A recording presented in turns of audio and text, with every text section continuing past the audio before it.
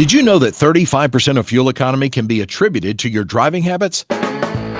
Use the Scan Gauge KR to maximize your driving efficiency. The Scan Gauge KR has built-in and programmable digital gauges that allow you to read instant fuel mileage, average fuel economy, and dozens more gauges as you drive. Get to know your truck and learn how you can improve your fuel cost and keep your money in your pocket where it belongs. Drive smarter and master the journey. Get yours today at letstruck.com or call our Tribe Care team at 855-800-FUEL. That's 855-800-3835. Good morning, you beautiful bunch of fuckers, and welcome to my world. I'm your host, Kevin Rutherford. It is Tuesday, October 1st. It's time for the Power Hour. We've got Bruce and Leroy today. Eric is AWOL. We're going to hear from them, and then we'll get to your calls and questions. So line them up. Phone lines are open, 855-950-3835, or hit that call now button on your app. We'll get to those calls here in just a little bit. Bruce, good morning. Good morning, Kevin. What's on your mind this week? I was listening to parts of your show yesterday. I'm sorry we weren't able to make it to your party, but it sounds like you were very busy.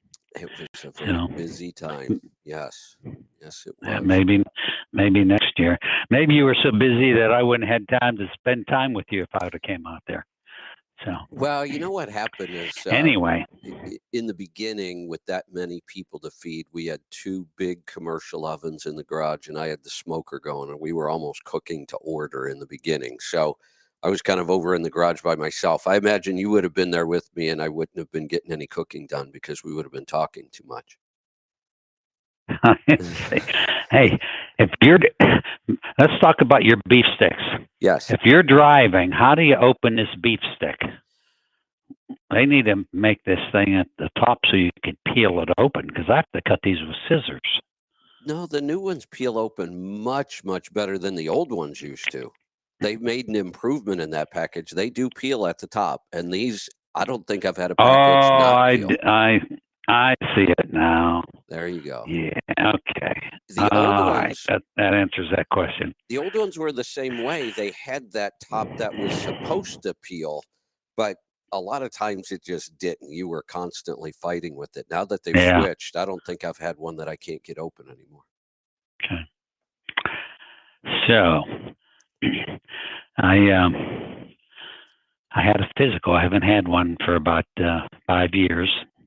I decided to go to a regular doctor, and I was really disappointed. Yeah.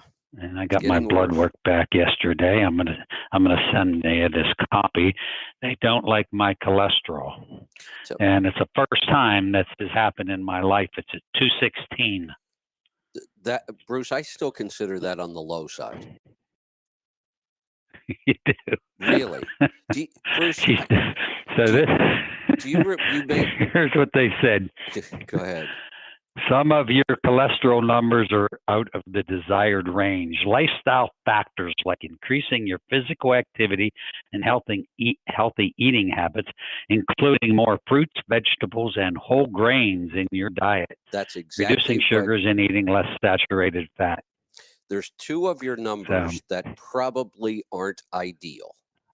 But the reason they're not ideal is because of the unhealthy whole grains and the excessive carbohydrates. That's what messes up cholesterol. But the crazy thing is the only real marker of cholesterol I would look at, and I could run this if you have all of your numbers with you, I like to look at a triglycerides to HDL ratio. That is the one measure. What's yours? Okay. 144 triglycerides and HDL's 45. Okay. You're going to have a bad ratio. I don't even have to run the calculator. The reason we look at that, first off, Bruce, you know math. How do you, there's multiple numbers that make up cholesterol. Basically what we look at is HDL, LDL, and triglycerides. And from that, we calculate a total. But this never made any sense to me. HDL, everybody agrees, the higher your HDL is, the healthier you're going to be. Well, wait a minute. If I get my HDL to go up and it's part of the calculation, isn't my total number going to go up? It has to. It's part of the calculation. So how does this ever make sense? I don't know why we calculate total cholesterol at all. Because it doesn't make sense. If your HDL is up where they want it, then your total is going to be higher and you have to drive down these other numbers, and it doesn't make sense to do that. The only real indicator of heart health is the triglycerides to HDL. Your triglycerides are a little high. That's mostly carbohydrates in the diet. Your HDL is low. That's not enough good fat. That's how you fix that. You lower carbohydrates, you eat more good fat, your triglycerides go down, your HDL goes up, your total will go up. Mine's in the 260 to 270 range. But I would also ask the doctor this, and they won't. They'll just ignore you and blow it off. But if you check the research, especially after 50, as we get older, the higher your cholesterol is, the longer you live. There's a really clear correlation to that. The lower your cholesterol is, the worse off your health outcomes are going to be. I'll tell you, when you watch Biden these days and he's confused and he can't walk very well and he's looking really old, his cholesterol's like 110, I think. It's dangerously low. And the results are never good. So 250 to 300. And you know what? You don't have to go back that far in history when 300 was the recommended cholesterol number. Holy cow. I've always been low. No, you don't want to be low. Well, you know, I had a bad summer with my knees and my hips, and I have them all straightened out now. These patches have done wonders, but I'm going to talk about that a little bit. So she wanted to give me a tetanus shot, a shingle shot, a flu shot, of course they do. And what was HB something? Oh no, HPV. Sounded like something. The HPV vaccine? Maybe, and she was shocked that I didn't get the virus shots, and shocked that I didn't wear the mask back then, and she wants me to take Prilosec and antacids, and I said, no, I take apple cider vinegar, and she said, well, if you're putting that acid in, you could create cancer with too much acid. Oh my God. She doesn't like apple cider vinegar. You create all kinds of issues when you use Prilosec. Our stomach acid being really strong is natural. The pH should be between 2 and 3, which is strong enough to melt metal. Our stomach acid should be able to dissolve metal. That's how acidic it should be. And when you take Prilosec and antacids and you weaken that, that's your first line of defense against viruses and bacteria and all kinds of other things. Your stomach acid kills them. That's exactly what we want to happen. And it's how you digest your food to get all the nutrients out of it. You start taking antacids and eating PPIs, which is what Prilosec is. Prilosec is what they call a proton pump inhibitor. It stops your stomach from producing the acid. Now you don't digest your food well, and you start missing out on nutrients, and you get less and less healthy. The whole system is a scam. And how many of us took it for 10, 15 years? Yeah. So, okay. All right. So I really am enjoying listening to your health shows. I just don't get enough time to listen to them in full. But I'm going to send you a video of a Zoom meeting I was on last night for Patches. The girl that was heading up the show had cancer twice. She had a double mastectomy, and this was in 2017, 2018. And now she's a picture of health, and she's kind of high on life, so she's a little giddy on this video. But when you get a chance, I want you to look at this because it was really amazing. I will. They even had pictures of a little boy that had the tip of his finger cut off and stem cell production, and the finger grew back on. And whenever I asked, can this possibly be rebuilding the meniscus and the cartilage in my knees, they said absolutely. And I can tell you, my knee swelling, I've been on these patches for 10 weeks. My knees have been swelled all summer. I would have to walk down steps backwards. I could hardly walk forward down my driveway. I couldn't ride bicycle. I'm back to bicycling now. And the knees the swelling's absolutely gone. And my right knee that was really bothering me, I quit the patches for 3 days and moved them to the left. And today I felt just a little bit, just a tiny little twinge. And so I put them right back on the right knee, and I'll continue to do this. And I listened to 3 chiropractors, a video from them earlier or late last week, and one said, give it a year.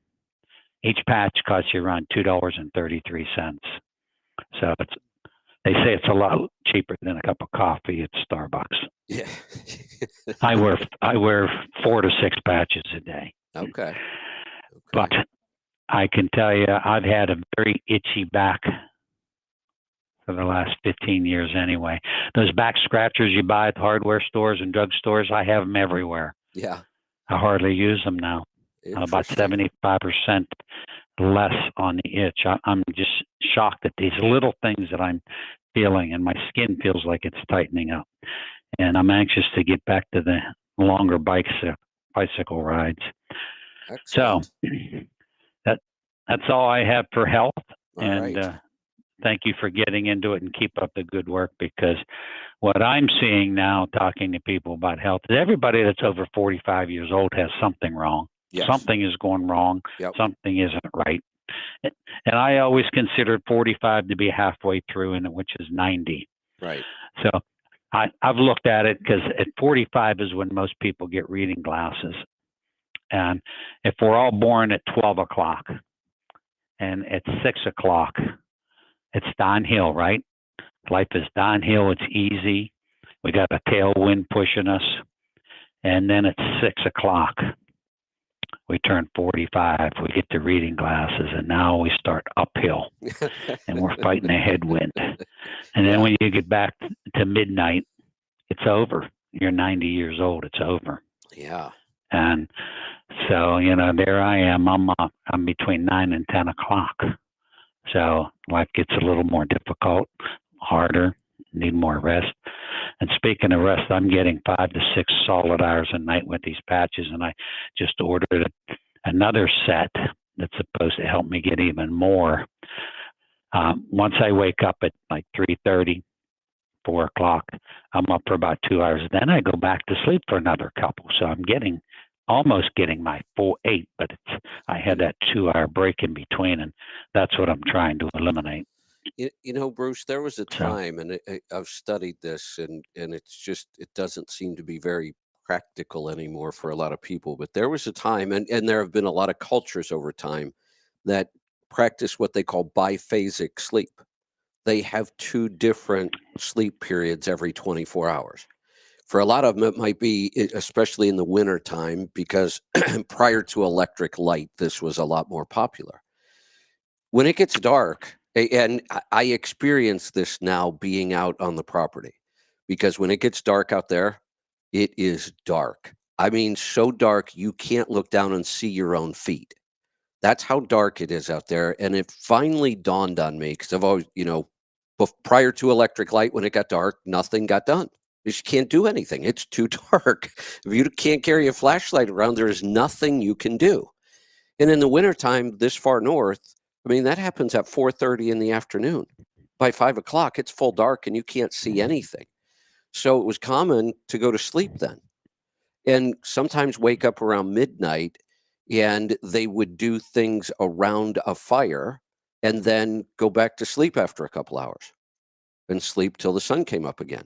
So, and it was called biphasic sleep. Then there's this other crazy sleep pattern that I read about that supposedly they did all kinds of research on, and it makes you almost superhuman. But it's this weird thing where you're like awake for 4 hours and you sleep for 2, and then you're awake for 4 and you sleep. And I actually tried it one time when I was alone with nothing going on, and there's some potential behind it, but it just doesn't work very well in the modern world. When you have to meet everybody else's schedule and there's always something going on, it's kind of hard to say, well, no, I'm not doing my CMC class today because it's my 2-hour nap time. I mean, it just isn't practical. But this idea that we're supposed to go to sleep and sleep for 8 hours, we just made that up. Nobody knows that. There's so little we know about sleep. We think we know a lot, but we really don't know anything that does anybody any good. I agree with that. You know, when I was driving to Kenworth and pulling the RV and going from show to show, I'd wake up sometimes 1:30 in the morning, and I'm laying there, and I'd put my slippers on, and I would climb in that T600 Kenworth and drive 2 more hours and find another parking spot, and I'd get another 3-4 hours, and I felt so fantastic then. And it's like 4 hours, 2 hours, and another 3 or 4, and that's when the couple of times I've been on the road and I've had that, I had a long trip. I had to make it from, I think I left Louisville, the truck show at Louisville, and you're already tired from being at a truck show for 3 days, and I had to get out to another event in Southern California. And I didn't have enough time to really make it. And all I did was drive and sleep. And it worked out to about a 4-2 schedule. If you drive too long, then you want to sleep too long. And then it just wasn't working out. But I kind of fell into this pattern of drive 4 hours and sleep for 2. And I could do that around the clock and just keep going. You can get a lot of miles in like that. Yes, you can. You know, whenever I'm driving, if I take the second nod, you know, you'll get a blink, your eyes will close. And when I get the second one, it's like, all right, it's time to park this. When I had the first team run, I have one more story. First team run I ever had at FedEx was Orlando to Memphis and back. And your team had to do it 2.5 times a week, which means you would do one round trip, then another full round trip, and then on the Friday run, one driver could go if they wanted instead of the team, and they would only go halfway to Memphis, meet the other team, and swap trailers and come back. But that turn to Memphis was, if I remember right, it was exactly 16 hours or 20. Not the one way was, I think, 20 hours. It perfectly divided by 4. Whatever it was. So it was either like 16, 20, or 24. And every team ended up settling in on a 4-hour schedule of driving because nothing else worked out right. If you tried to drive 8 hours and the other driver had to be off for 8 hours, it was really hard to get their schedule because they'd go home on the weekends and everything would be normal. So almost everybody settled on a 4 on, 4 off schedule. And even then, I would drive 4 hours. There was no way I could sleep 4. I would end up driving 4 and sleeping 2 and then get up and reading or, doing whatever for the other 2 hours. Mm-hmm. You're exactly correct. Pete and I would do the same whenever we would be towing the trailer to Dallas for the truck show. It would be about a 4-2 split. Yeah, and I could lay in that back seat of that pickup truck and listen to those tires and that little Cummins engine pulling that trailer and just humming along, and it was great sleep. Yeah, there you go. Sometimes we'd have breakfast, lunch, and dinner at 3 different Cracker Barrels. So they were great times. Yeah. So yesterday there was a guy on the show, and he was buying a used truck, and had some high idle time, and you had some advice for him, and you had mentioned using the catalyst, and you'd mentioned it about 3 times, and he said, but I won't be using Pittsburgh Power's catalyst. I'll be using Senpico. So I've known Senpico for many, many years, and they're a great company. They're mostly agriculture. So I tried to call Dr. Jane, and I don't think she has electricity right now because of the hurricane. Okay. So I called her partner, Britt Beal, who is basically the same age, and he's been in the chemical business his entire career. And I had him go into Senpico and look at their products, and they're basically cetane improver. And here, I'll read exactly what his text says here.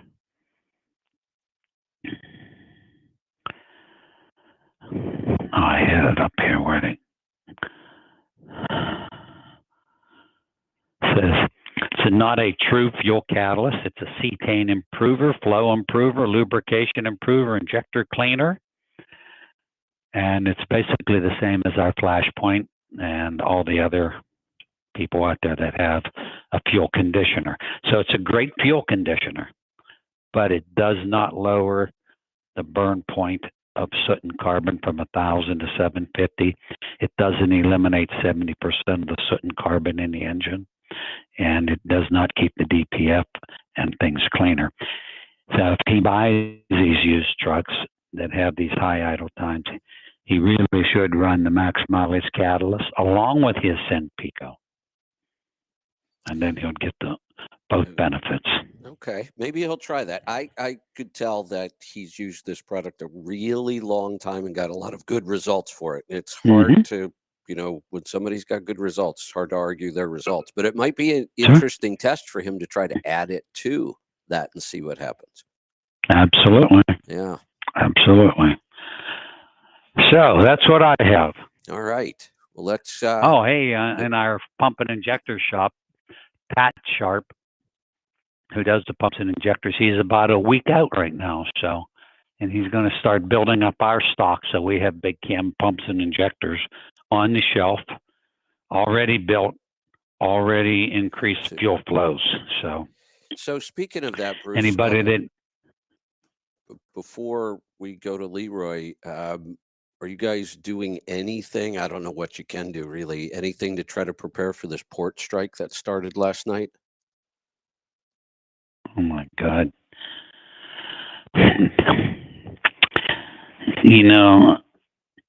I'm anti-union. I always felt if you don't like your job, you'll find another one. Somebody else will replace you there, and there's plenty of jobs. So I've never been one for strikes. This one. And go ahead. I've said we can never go to war with China because they supply so many goods to the U.S. We are not self-sufficient. They cut off container ships today. In about 90 days, we're in real trouble. Talking to my son-in-law today, and he's in the oil and gas industry in Texas. And, he was just at a dinner with J.D. Vance, and he had a lot of wonderful things to say about him. But he said the people he knows in the military said, we only have 8-day supply of rockets if we go to war. It sounds to China me can only they can outlast us. Yeah. They have to stay with us for 8 days. On the 9th day, we're out of ammunition. Not bullets, right? Rockets. From what I understand, our military's in really bad shape, and we don't realize it. I follow a guy who his specialty is it's really broad. It's shipping on water of any kind, so ocean containers. He also talks about how underutilized our rivers are in this country, that we should be shipping far more stuff on our waterways within our own country, on the big rivers. And we do some, but he said we should be doing way more. And it turns out, he wrote a really long, interesting article about this strike, and it turns out one of the reasons we don't is because of the unions, that they have this, it was hard to understand. They have this, what they call a touch fee If they have to touch that container, there's a certain fee that has to get paid, and they make a lot of money on this. And if we use rivers, then they lose a lot of those touch fees. So they constantly fight against this. But he was also talking about the fact that we just sent all these ships over into the Middle East, warships, to support what's going on over there, except we only have one refueling ship, and it was broke down. Some of the stories I'm hearing about how bad of shape our military is in, and the supplies to the military is kind of scary. This strike can only make that worse. 40% of all the goods we consume in this country, 40% of what comes in goes to those ports. So if those ports are shut, we just lost 40% of everything coming into the country. That's not sustainable. You can't shift it to the West Coast. They're already operating at 90 or 95% throughput, and it's not easy to get a ship over there. In the meantime, talk about China. In the meantime, it turns out that China and Russia just did something pretty historic, and we should be concerned. China just made the first ever trip through the North Pole with a ship, with a cargo ship, and it didn't need an icebreaker. I don't understand exactly why they were able to do this now, but it cuts 3 weeks off the transit time. So here we are, our shipping is falling apart, and now our ports are on strike, and China, in the meantime, is figuring out how to get their stuff 3 weeks sooner. Well, that's why airplanes fly over the North Pole, because it's closer. I was from the U.S. to get there. When I lived in Orlando, a friend of mine had been a pilot at Continental, and then he moved into management. And I remember he was going back on a plane to fly as a co-pilot, and it was the first time Continental ever sent a plane from Orlando to China and went over the North Pole to do it. Mm-hmm. Yeah. Yeah.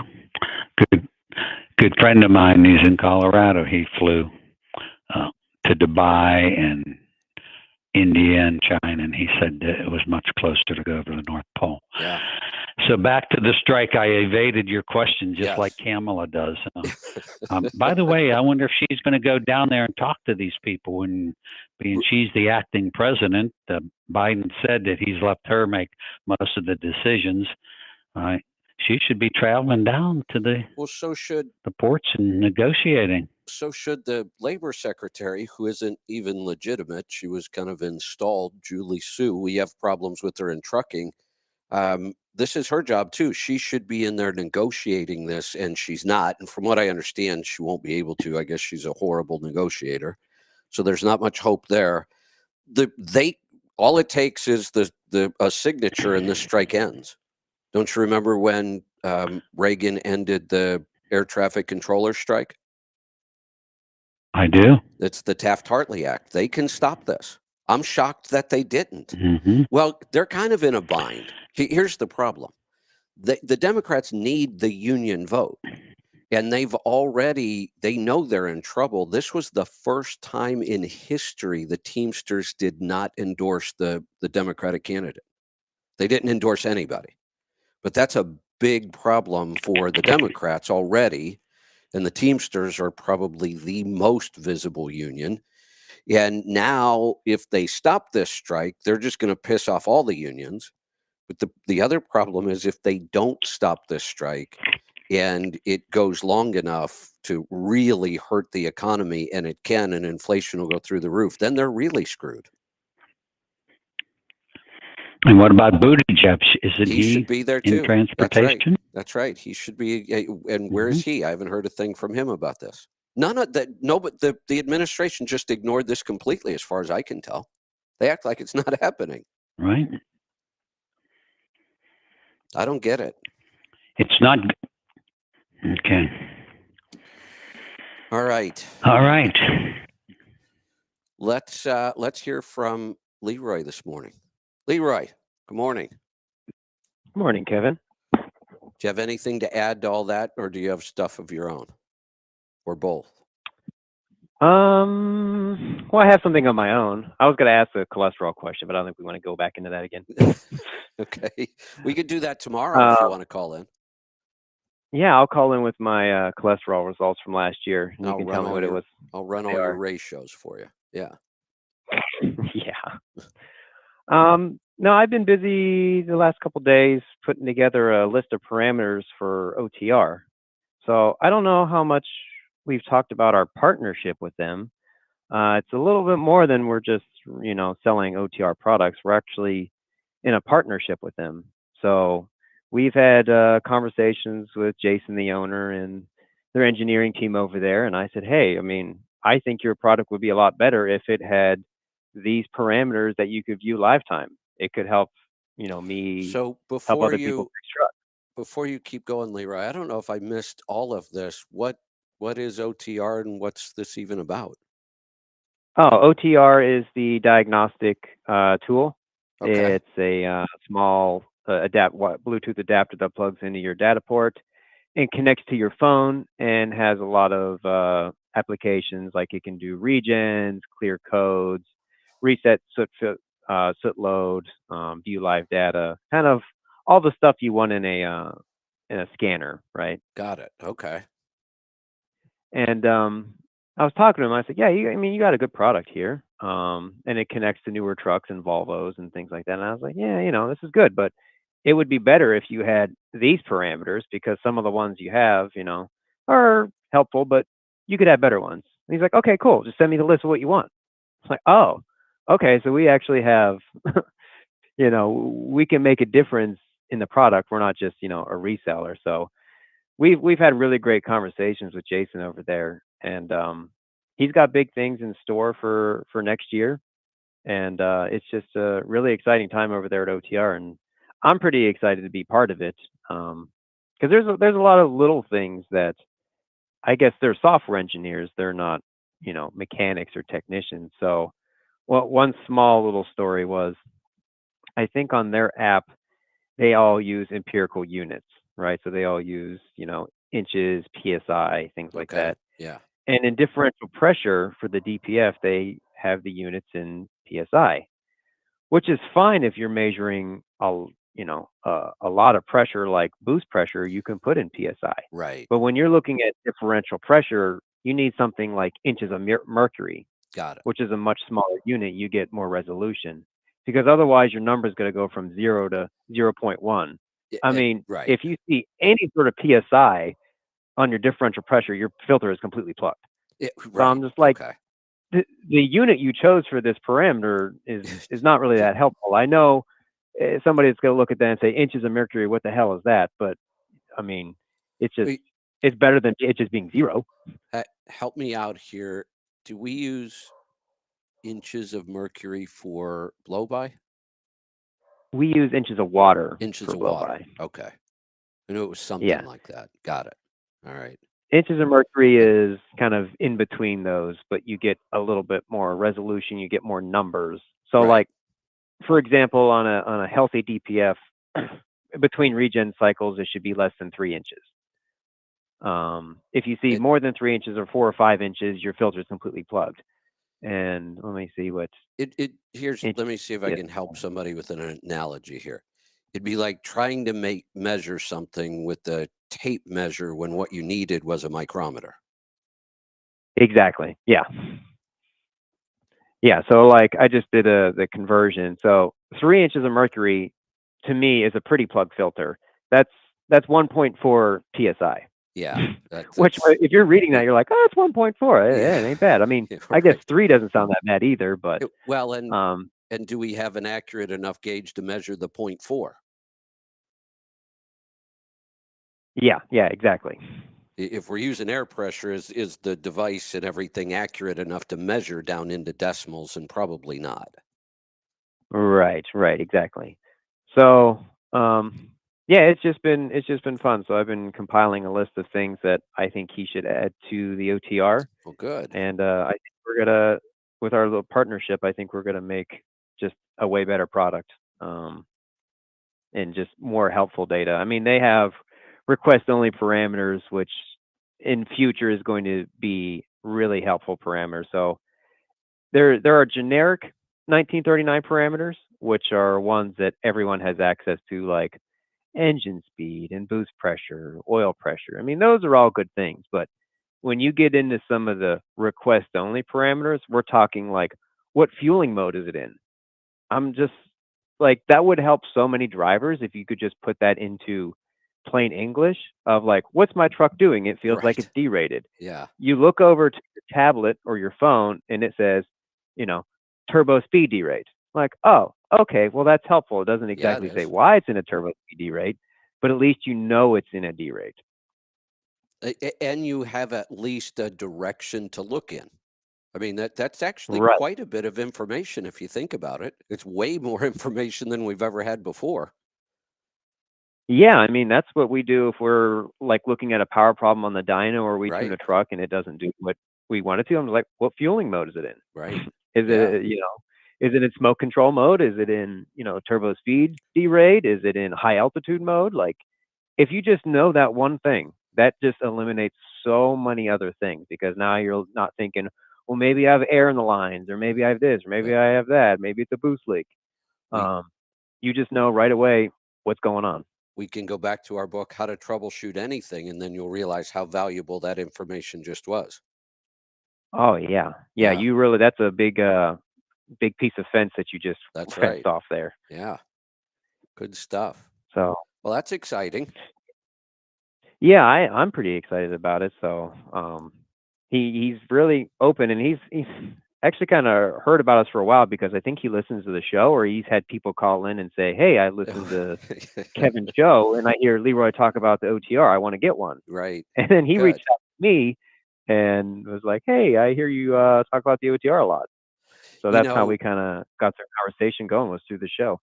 over the years, you'd be surprised how that has been how we created partnerships. So, my general rule of thumb, if I'm interested in a product, whether it's for our store, well, it's almost always going to be for a store or just something I would recommend to people, I do not ever reach out to the company. For one, I don't want them giving me free product to test because that just compromises everything right away. Um, Later on, I'll accept product, but in the beginning, I don't contact the company. I just go buy the product myself, and I start using it and testing it, and sometimes it doesn't work out to be what I thought it was, and I don't even mention it sometimes. No point in talking about stuff that isn't gonna help anybody. But if I find Right. something that I really like, then I'll just start talking about it on the air. And I'll say, here, I'm trying this. Here's been my results. Here's what happens. And people just go buy it. And enough people go buy it that the vendor usually notices a pattern and starts asking, where did these sales come from? And why are these people calling us? And somebody will say, well, I heard it on this radio show. They reach out to me. That's how most of our partnerships have happened. I'll just start using the product and talking about it. Then they reach out to me and say, what happened? Because, our sales just went up 20% and it looks like it's all coming from you. I mean, yeah, 20%. That we've That's a had big some, increase. we've had some, a lot of, most of the time, the products I go after are usually small companies, many times fairly new startups. So you can see those kind of bumps in sales when you get them some exposure. Yeah, when you go from 20 to Yeah, 40, that's a right. big increase. Yeah. So all right. We've got some calls. I'm going to get to them. I have two more things about this strike because I think we're going to be talking about this for a while. And I think this is pretty important for a lot of reasons right now. A couple things make me really worried that this is not going to end anytime soon. And here are two of them. This administration is ignoring it completely. So I don't see any chance they're going to shut this down. They would have at least been talking about it already. They're just ignoring it. Um, Two other things from the union side worry me. The leader of the ILA, I, I have a video right here where he says, I will cripple you. That's their approach this time. They feel like for some reason they have an awful lot of power right now and they're going to use it. So it doesn't sound like they're backing down. I think the worst problem we're facing with this, I talked about it yesterday, not so much the wages.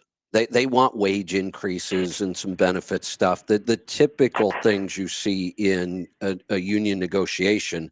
But the big one that I think is going to be a real problem, they want these ports to stop all modernization products or projects. Because the port is working on automation. They're working on autonomous vehicles to move things around in the ports. They're working on I watched a video of how China's ports operate. Talk about China again, kicking our ass. Their ports are really automated. Autonomous vehicles moving containers around, people sitting in an office somewhere with a joystick unloading containers. Very, very high tech, very automated. Turns out our ports don't really have any of that, and they're working on it. But the union's big demand this time is all automation projects have to stop. No automation at all. Well, you can't do that. I mean, I heard a report that Singapore's ports make us look bad, and that's an unrealistic thing to ask. That's their big ask this time too. That's the one I don't think they're going to back down on. And I don't know how you go forward. You can't demand that. I mean, that's just not reasonable at all. And I'm going to add something to this. Politicians with a degree in law are not negotiators. Business people are negotiators. Absolutely. Lawyers are not. Yeah. That's a good point. That's a good point. All right. I'm sure we're going to be talking about that strike a lot. Because I don't think this one's going to end anytime soon, and this could just get ugly. And right now it's just Houston, correct? No, it's the whole East Coast and Gulf Coast. 40% of them are shut down. They shut down early yesterday, and they're not opening back up. Oh, it's the East Coast too, and the Gulf Coast, right? And not just Houston, the whole Gulf Coast. Now, I have heard that a couple of small ports, I'm not sure about the numbers, are actually part of the Boilermakers Union instead of the ILA, and supposedly they're still working, but it's not going to be enough to matter. And then, from what I understand, the West Coast ports, they're not going on strike, but they are going to kind of create a work slowdown in support. So that will make things worse. And they're already at just about capacity anyway, so they can't take up much of this. And you can't be rerouting a bunch of ships to the West Coast. Just not that simple. So this is it's kind of a mess. You remember that picture I sent you of the amount of ships going into Houston? Yeah. Yeah. That's all stopping. All around the east and southern coast, that's all stopping. And when you think about it, we've already had problems in world shipping. We're still avoiding the Red Sea because you get attacked by pirates. So that's put a strain on ocean shipping. They had to have more ships in service because if you avoid the Red Sea, it takes more ships because you have to go further. So now the transit times have been lengthened, and we don't have more ships to put into service. The Panama Canal is still suffering a drought, so that's affecting things. This guy that I follow that writes about this I spent like probably an hour last night reading all of his material about this, and I couldn't find a single piece of good news in there. I'm looking right now at marine traffic, and I'm going to try to take a picture of this. The Gulf of Mexico right now is polluted with freighters. Yep. And polluted. What are they going to do? They can't get offloaded. Let me see if I can figure out how to send this to you now. I did it once. What happens to, I have to believe that we have refrigerated containers moving across the ocean. What happens to all those sitting out there?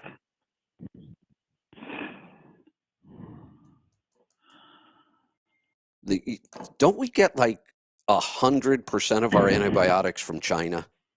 Like it was some stupid number we found out during COVID that many of our drugs are produced in China. And I think, if I remember right, antibiotics was a big class of drugs that mostly comes from China. Okay. Is it still Kevin? No, it's not. That's different. Okay. Oh, I'm sending it here. I'm going to send you the picture to your. Okay. You can text it. I'm going to get to some phone calls. We'll get started. Like I say, I'm sure we're going to be talking about this a lot. I may put together a couple guests. I may try to get the guy that writes about all this that I follow. I may try to get him on the show and explain some of the things I read in that article, because I'd be here for an hour. I'd have to read it all to get it across, but it was very in depth. Paul, good morning. Howdy. How Bruce, does I'm this? at your place and you're not here. I got a question you might know. How, if anything, does this affect the auto hauling business? Well, I imagine it's those guys that unload the cars off the boat. So If you can't ain't get gonna cars unload off the them, so- boat, you don't have cars to move. Yeah. So, but the stuff I was doing in Texas, that sort of dried up because that's the worst selling vehicle in America at the moment. So Yeah. they sort of stopped sending it. Yeah. So I guess we're about to find out. So Yeah. All right. What's on your mind today? so I'm here in Saxonburg and Bruce is not. Ah. I'm at the ports. Are you looking for I'm a near the job? Baltimore port. You're hired. I can tell you there's last weekend there were 6 empty freighters waiting to come into the port of Baltimore to take away our goods. So. Yep. Yeah. Well. Which I disagree with. I don't think we should be selling our raw materials to other countries to build products to ship back to us. I think we should be keeping our raw materials and building products here. That's another issue here, and that is a big deal here. I found the explanation for this, and I wanted to talk about this because this guy just posted another article. So it turns out that I'm not even completely right about this. I thought the automation was the big sticking point, and that is a big one. But the bigger one is this thing I talked about just briefly a little bit ago, this touch fee that the union charges every time a crane has to touch a container. There's a huge fee for that, and they want that higher. But that's what drives all the cost up. So he makes a comparison of how Europe does it. So in Europe, a big ship arrives with all these containers. The container gets moved onto a barge, and the barge sails inland because these container loads are hard on the infrastructure. And it's so much better for everything to move them on water as far as you can before you take them off. But the problem here, we have these touch fees that are so high, they can't afford to do that because they'd have to pay the union fee every time they touch that. So here what we do is we touch it once. We take it right off the container ship and we put it on a chassis, and a truck moves it, which creates more congestion on the highways, more damage to the road. So it turns out we would have a much more efficient system if it wasn't for the union and their fees. Interesting. Yeah. And they want more money. Yeah, and they want to raise these fees already. now. Right. Yeah. Yeah. So yeah, I just came up here for my annual visit. I'm not sure. This might be the second time I've been up here this year, I think. But just came to. Leroy will have something to look at. I got a couple of codes up there, one for VGT and something else. So, but Paul, I just sent you a picture too of the freighters in the Gulf of Mexico right now. Oh, okay. So it's on your phone. Oh, Yeah, I just now looked at it. Oh, That map doesn't look good, Bruce. Look at the second picture. I- The second one I sent you, it's even brighter. Yeah. holy crap! Yeah. That's Hey, crazy. now look at those freighters, and you know what they run on? Is bunker fuel, and some of them are on diesel. And think of Ocasio-Cortez. She wants to eliminate diesel fuel. Look at that. Yeah, well, Look that's at how many sailboats. freighters are. Yeah, So, it'll take you know, 19 weeks for your shit to get here from China. all you got to do is look at how many freighters there are throughout the world right now. I can see the entire world, and it's just shocking. Yeah. So I did get one little sort of a surprise because I left home on Saturday, and I was listening to some news, and it's like Trump's coming back to Butler on the weekend. And it's like, oh crap! I wonder if I'll be able to get a motel. Well, I could have gone and stayed at the Hampton tonight, but couldn't stay there tomorrow or the rest of the week. So I'm going to a different motel, but at least I got one. So won't have to sleep in your trailer. So this is kind of crazy. Paul, have you ever been into a container port with a truck? Not in this country, but in New Zealand. Have you? Okay. A lot of people. A lot of the auto facilities are right next door to the container. Oh, got it. Yeah, and that would make sense.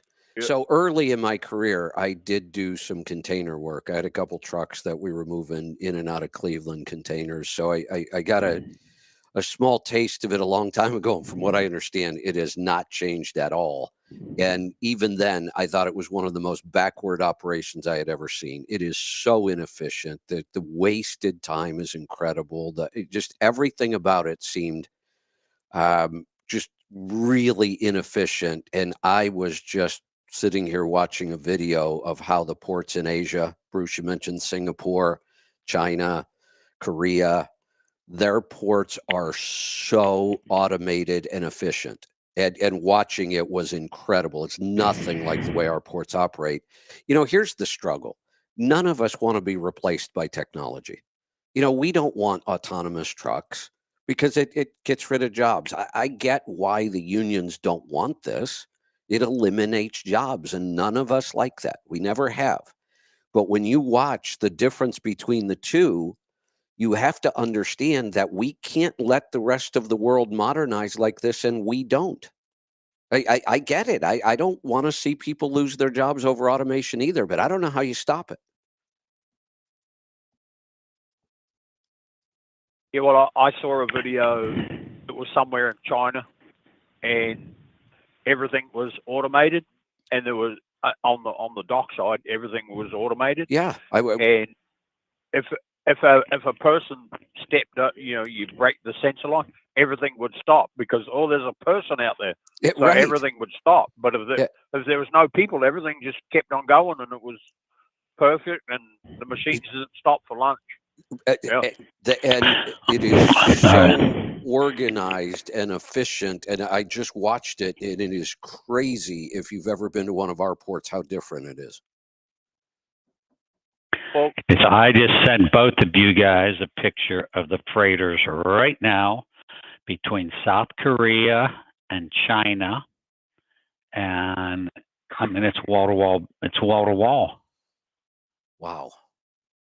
Yeah. So I mean, I don't know if you could drive a pleasure boat through those waters there. There's that many freighters over there. Well, here's something else interesting. Justin just sent me a report because I talked about the port strike just yesterday. That video already has 200,000 views. That might be a record for me. It's obviously a hot topic. My brother, my father worked at the port unloading the ships. But did he? When he worked there, yeah. When he first started working, how he got the job is because we used to have two docks at the port, and they decided we need to build a new dock. So they built another one, and when the dock was complete, well, we're going to need more employees now. And so he was a carpenter by trade, and when they finished building that dock, well, they needed more employees, and he applied and he got accepted. Well, there used to be like 450 before I was a teenager. There used to be 450 people worked at that port, unloading the ship. Everything was done by hand. When they'd load a milk powder boat, so bagged milk powder, they'd pick up the pallets with the ship crane and swing them into the hole, and they would unload every bag off the pallet because they wouldn't ship the pallets and stack it on the ship. Well, then the containers were invented, and when my brother also ended up working there, and this will be early 1990s, they were down to like 25 employees at that same port. They'd gone from 450 to, in 1970 to early 1990s, they'd gone from 450 to 25. And the volume was bigger. So, yeah. So let's go back. I got involved in trucking, and in the early 70s, when we would be sending stuff to the ports, it was a nightmare. The longshoremen were a nightmare back then. Well, the last 50 time, some years ago. the last time they went on strike was 77. When was it? 77 was the last time they went on strike. 77, the year I got in the engine business. Hey, did you see that picture I just sent you to of Hong Kong? I haven't looked at it yet. I didn't get it.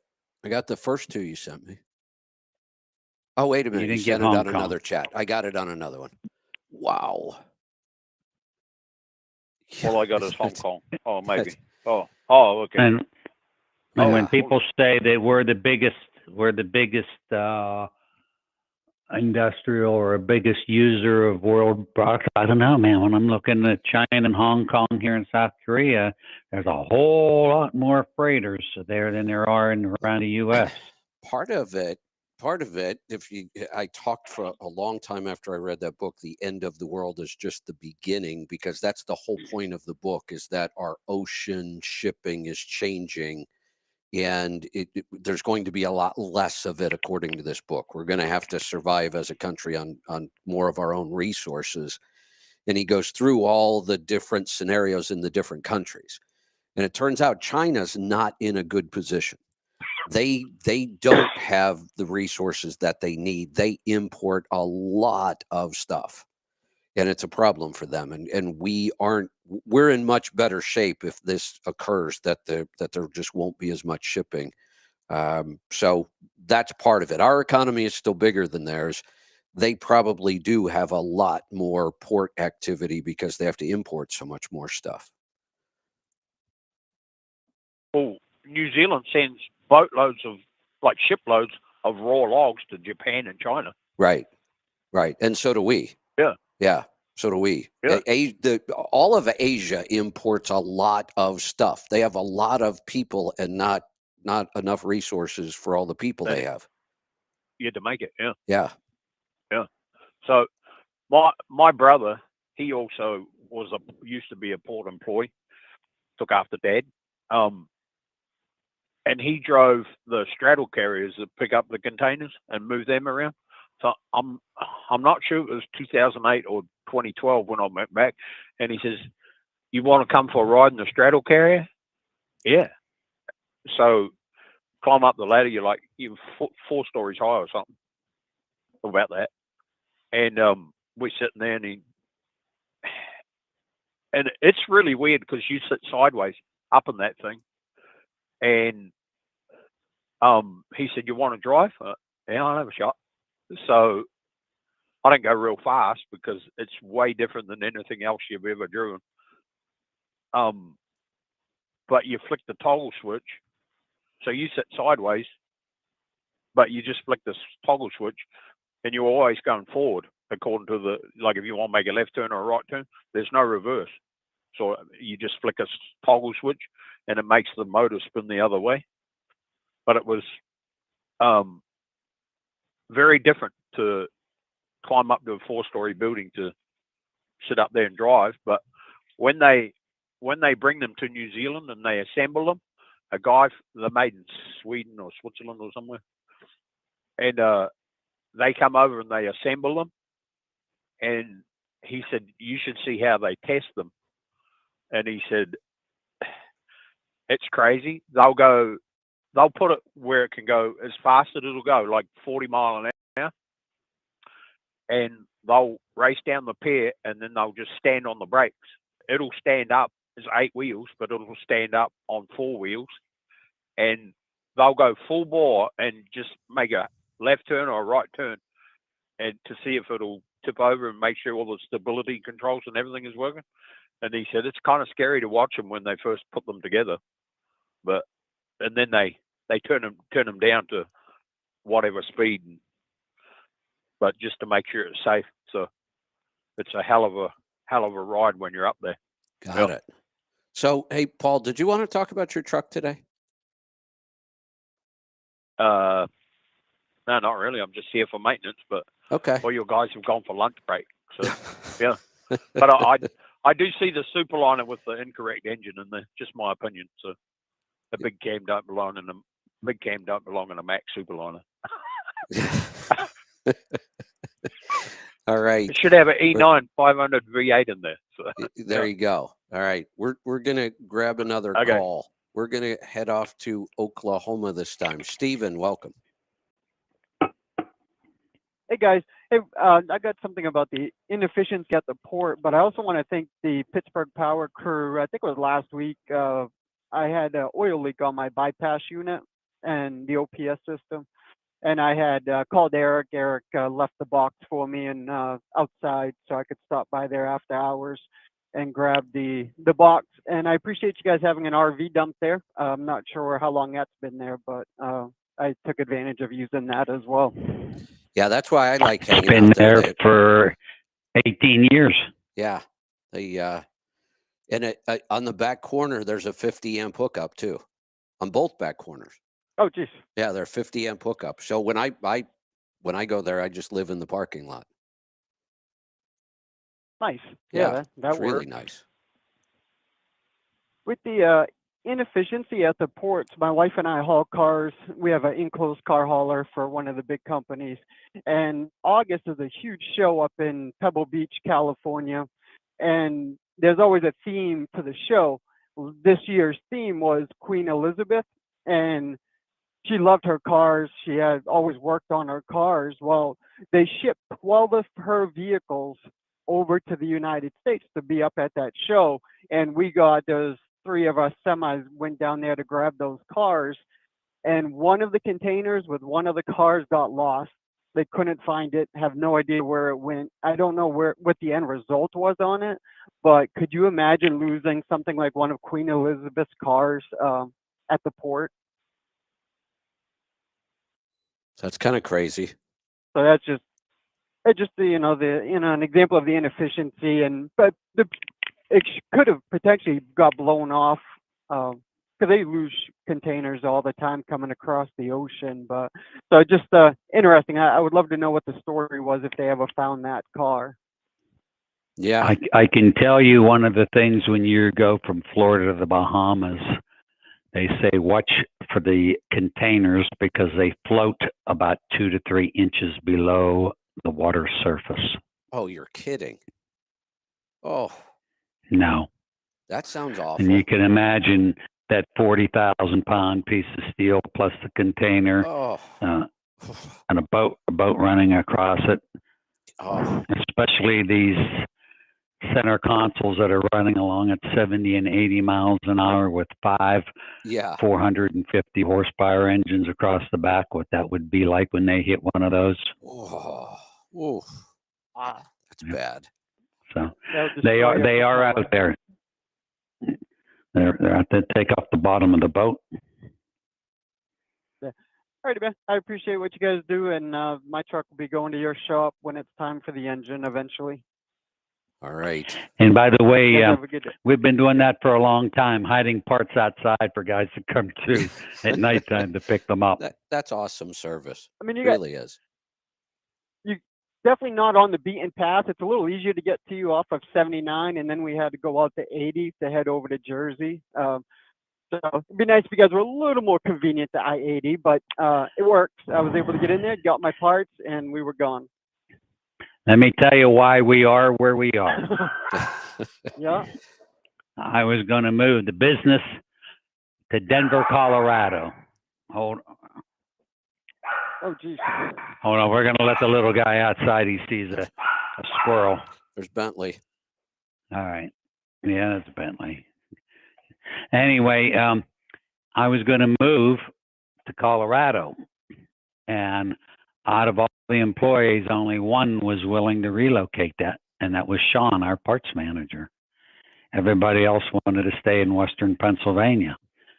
So if you know the topography between the hills and the valleys and the rivers, it's hard to find level property. And it's hard to, you can't be in residential areas when you're dealing with semi trucks. And when the chance came up to be in an industrial park that was truck friendly, it was out of Allegheny County, which is Pittsburgh. And so it's why we are where we are. There you go. Western Pennsylvania is tough to get around with a semi, but Yeah, it is. at least 228 that brings you in, that's all been paved. In fact, they've paved it twice since we've been there. Bruce, you know, I talked there's about a the fact that sign. Go ahead. my first year in trucking, I did P&D work around Northeast Ohio. So 15, 20, some days 30 stops a day. That was my first year. So you get really good at the hard parts of driving, shifting, backing up, traffic, tight corners, all that stuff. You get really good at it because you're doing it all day long. My second year in trucking, most of my days involved usually having a trailer loaded, getting up in the morning and heading to Pittsburgh with 5 or 6 stops around Pittsburgh. And I got to tell you, that is the next level of training, because Pittsburgh is a difficult city to get around with all the rivers, all the bridges, all the hills, the old roads, very tight everywhere. I just think that was a great way to get started. It was pretty nerve-wracking in the beginning, but I just think that's really good training. You're right. Speaking of that, Rory Geiger is in our shop too. Paul, you ought to go see Rory. We're working on his Freightliner. And Rory is our Oklahoma City catalyst, and he has the max mileage catalyst and the Flashpoint on stock. Excellent. And his daughter, who's in college, very, very sharp girl, is there to meet people at the local truck stops with it. All right. We're going to grab another call here. Hey, let me say something about the 264 gears. Yeah. Carl Kellner told Peterbilt. Hold on, Dwight. We'll get to you here in just a second. Okay. Go ahead, Bruce.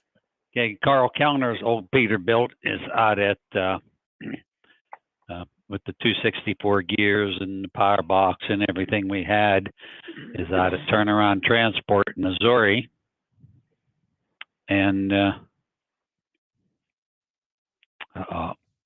brain fade. The guy from our snowmobile conference I talked about last week that was buried in snow up to his chest. Wait a second. Just give me a second here. I'll find them. All right.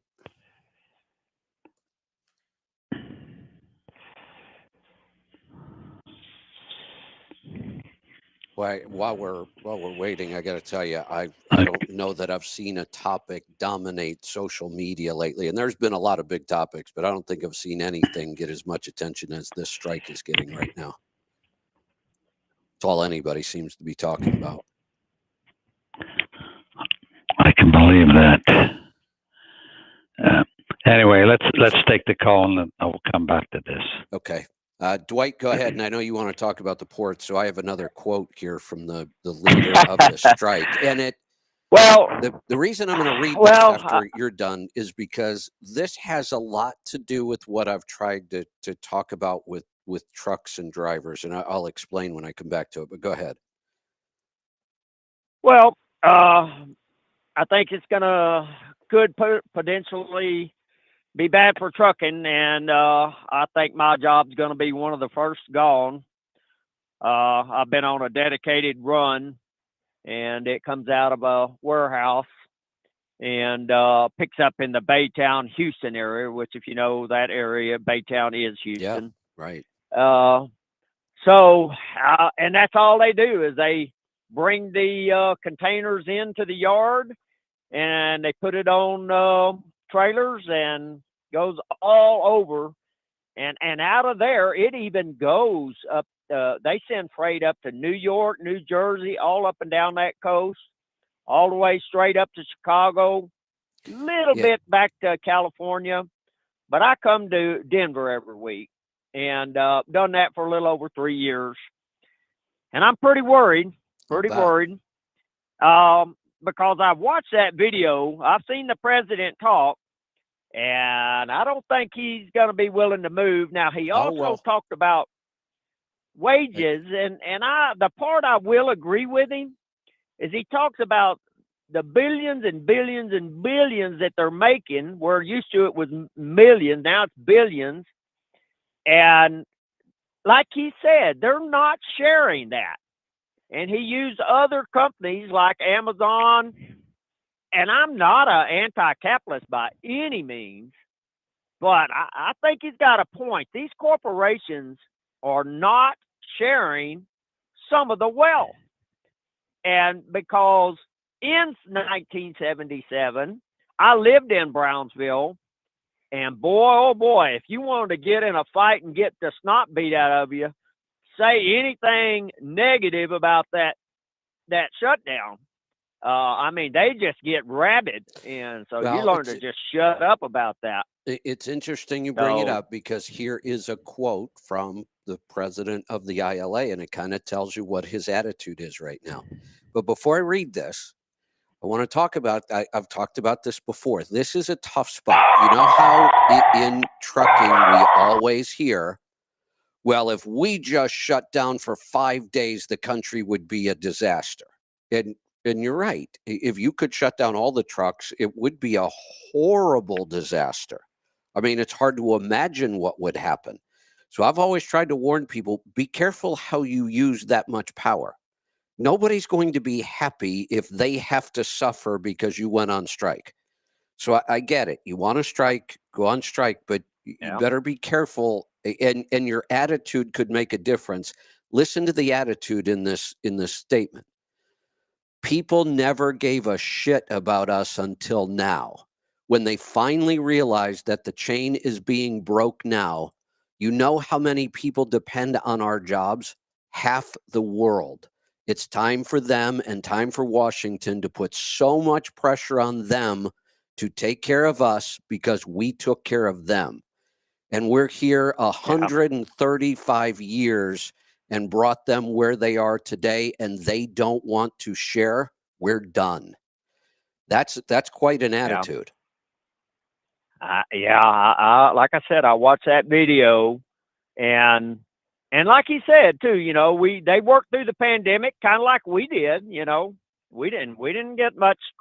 We got credit for a couple of weeks, and it's kind of like after 9/11, everybody was praying and going to church, and boy, a couple of years after 9/11, look at where we're at. But I'm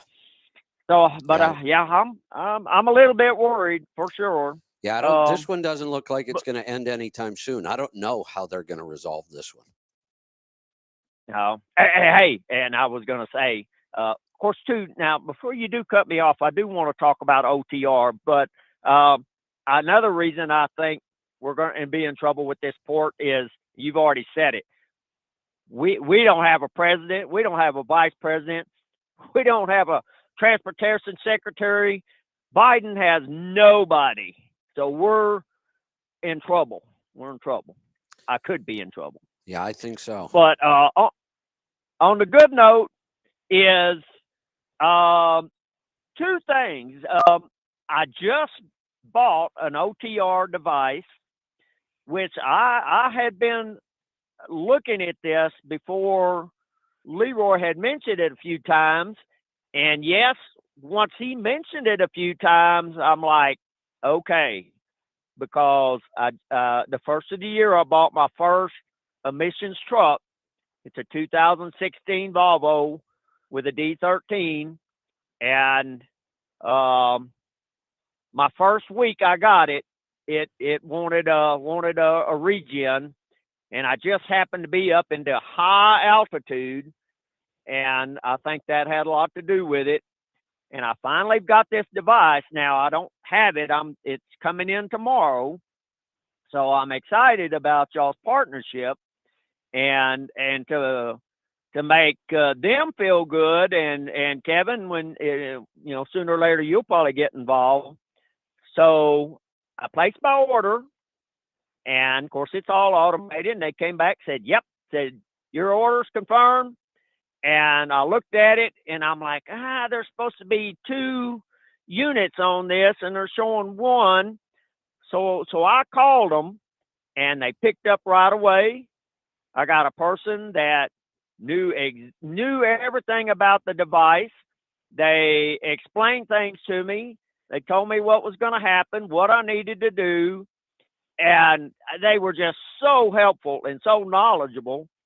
Because Kevin, you're, like you say, I don't like dealing with people that do not have a good Right. customer service. And Right. and I told the guy, I said, "Hey, because for an owner operator, spending much of any money is hard these days. I mean, you don't." But I said, if this is the customer service I'm going to get from y'all in the future, I'm excited. Excellent. Excellent. So, so I think that's good. And so just going to ask Leroy, so how long does he think we're going to see some new things coming on the device? And the reason Well, I don't want to spoil anything. Oh, go ahead. Well, I was going to throw it out there because my first problem was at high altitude, and just to give people a little bit, because I do think every owner operator should have one of these, and that's just, of course I don't have mine yet, but I can go from 9 codes come up, and the truck seems to still be running, and then I can go down to 0.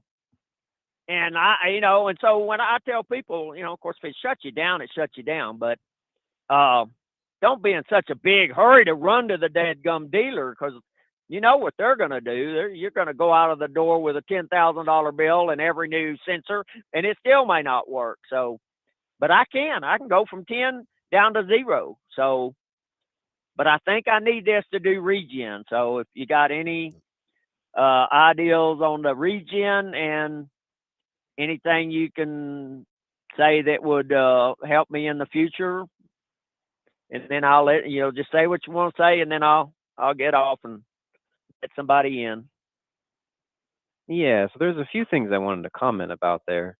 The first is, well, I don't want to spoil anything that they had, but when Bill and I had a conversation with him a couple weeks ago, we talked about their vision board for 2025. And for one, I love that the company has a vision for going forward and improvements that they want to make. Yes. That just shows that they know that the product can continue to improve. And that leads me to the next point. A lot of the hurdle point that trips people up is, well, the subscription is $600 a year. And there's 2 sides of that coin. One, you're paying your $600 a year is paying for a team of engineers to take this vision board and make it something that's real. That's the first thing that you're paying for. And the second is sort of what you mentioned about going to the dealer or going to TA or wherever to have your codes checked. I mean, I don't know how much it is everywhere else, but I've heard, it's you just pull in the dealer to get your codes checked, and it's $200. Right. So if you check your codes 3 times a year, I mean, that pays for the product right there.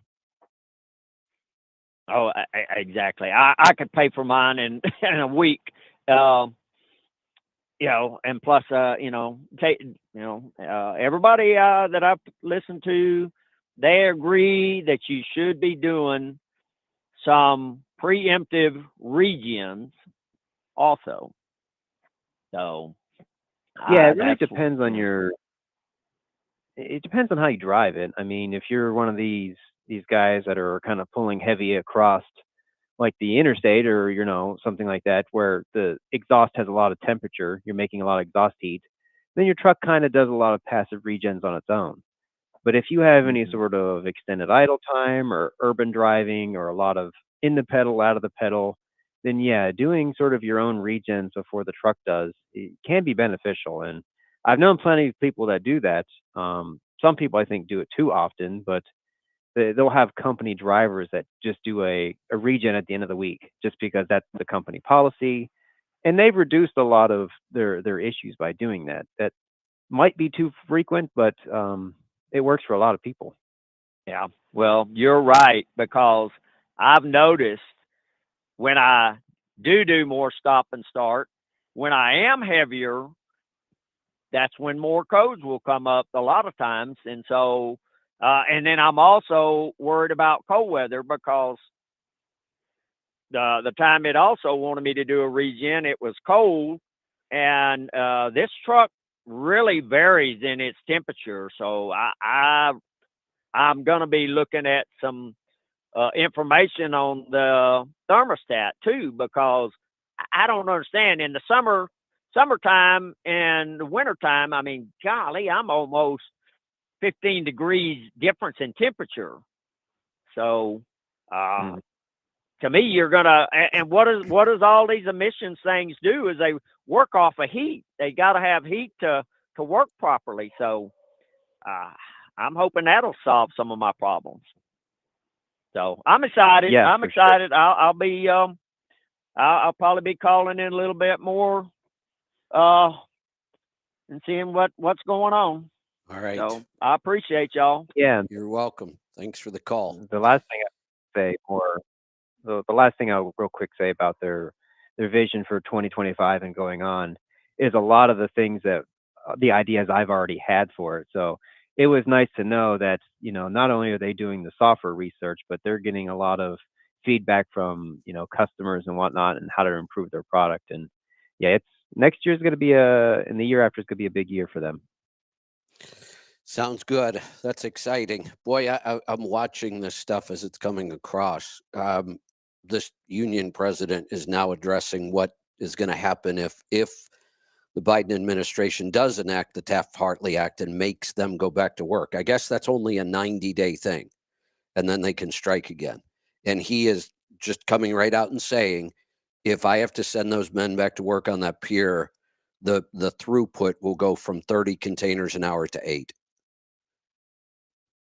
They might as well be on strike at that point. I mean, if they slow down that much, it's going to have the same huge impact. So this one is really looking like it's going to get ugly. Let's go to Texas. Zachary, welcome. Oh, let me try that again. Come on, why isn't that button working? There we go. Zachary, now you're here. Morning. Morning. How are y'all today? Good. What can we help you with? All right. I got a 2018 Peterbilt 389, and my question is about the catalyst. My tanks, I got a 110-gallon tank on my driver's side and a 150-gallon tank on my passenger side. And if I start running the catalyst, how would I actually dose that? Would I dose the 110 and then dose the 150 on each tank, or? Yes, that's what you would do. The first fill up, you would do the 150, so that would be 6 ounces, and the 110 you would put 4 ounces in. Okay. And then just each time, I guess keep track of, say I put 50 gallons in my driver's side tank and 75 gallons in my passenger tank, dose each like that?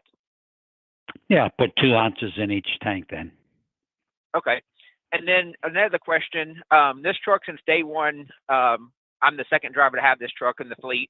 Got 500,000 miles on it now, and luckily we haven't had very many issues out of the emissions on it yet, but we want to keep it that way. But we've had to put cutoff valves on my tanks, and it seems like my tanks don't run equal. Have y'all ever seen that kind of problems out of these 389s? And if so, maybe what kind of issues, or how would you fix that to make them actually drain down equally? Like I don't have anything that I leave both cutoffs completely open to return, and the suction valves is I'll suck my driver tank completely dry, and my passenger tank will be still almost completely full.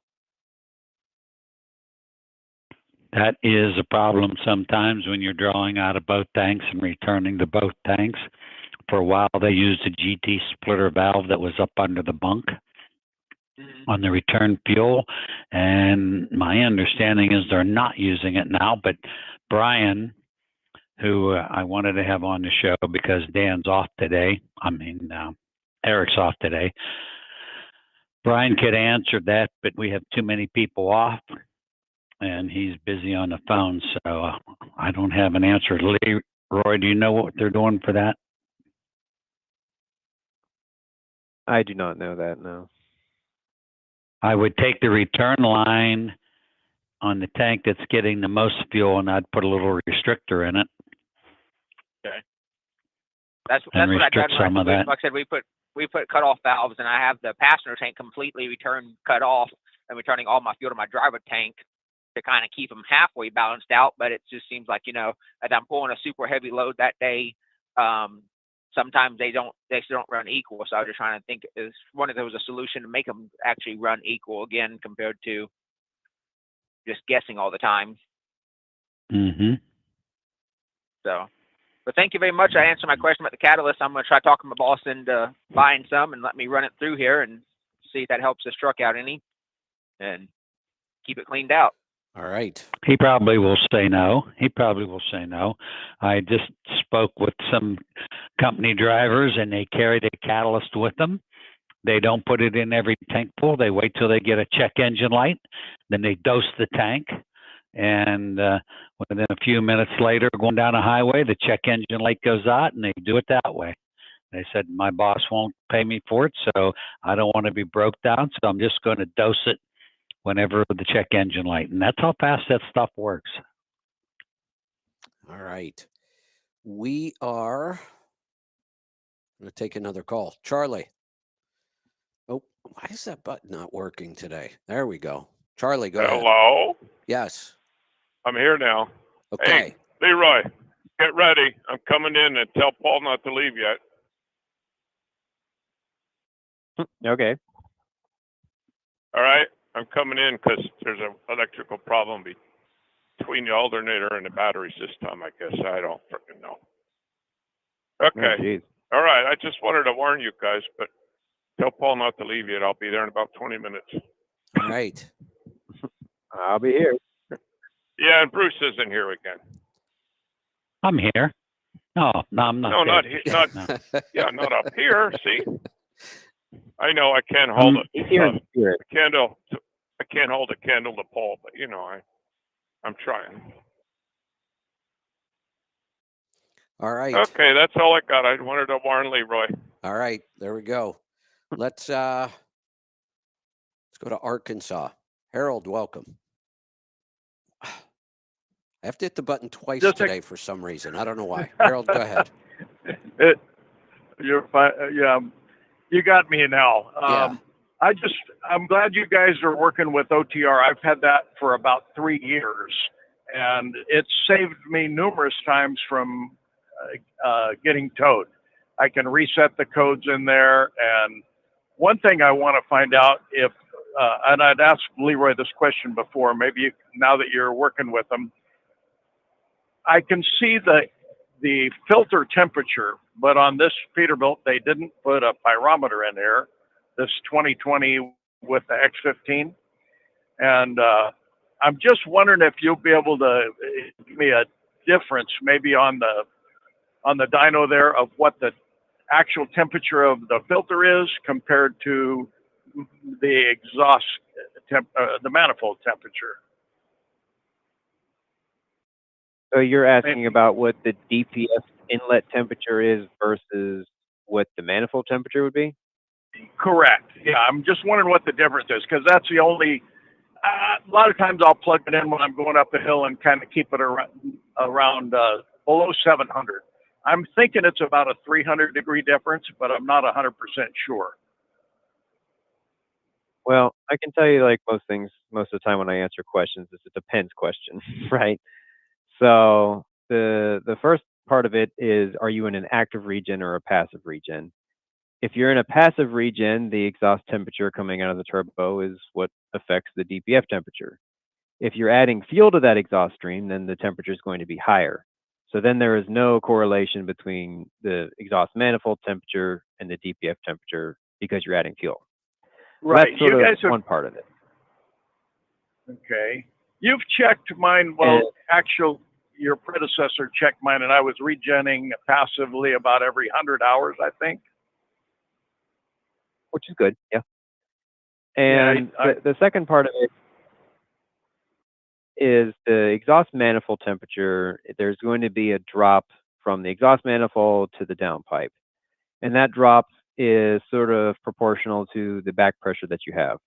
So on old fixed vane turbos, thinking old 60 series, cats, things like that, it's around 300 degrees. On these newer trucks with more back pressure that's necessary to drive EGR, you're probably looking closer to 400 degrees. But that is just a very much dependent question based on the pressure of the VGT and how close it is. If it's really close, the temperature drop is probably like 400. If it's not that close, then it's probably closer to 300. So you can just roughly estimate 300 to 400 drop across the turbo. And then the DPF temperature, that is around 6 or so feet of pipe from the back of the turbo. And then you have a pressure or a temperature drop across the DOC into the DPF inlet. So when you ask what the temperature is at the DPF inlet versus the manifold, so let's say your manifold is at 1,000 degrees. And then we'll take 300 from the turbo, which puts you at 700 degrees behind the turbo. And then let's say the temperature drop across 6 feet of pipe and a DOC is probably another, 200 degrees.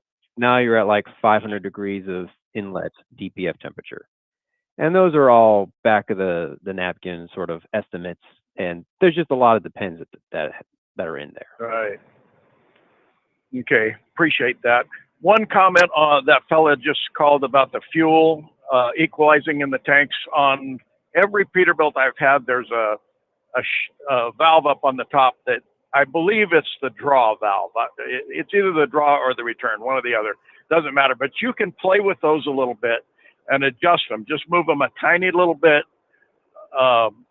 and you can see your gauges there if it's equalizing going down the road. I've had to do that on all my trucks probably the last 10 years.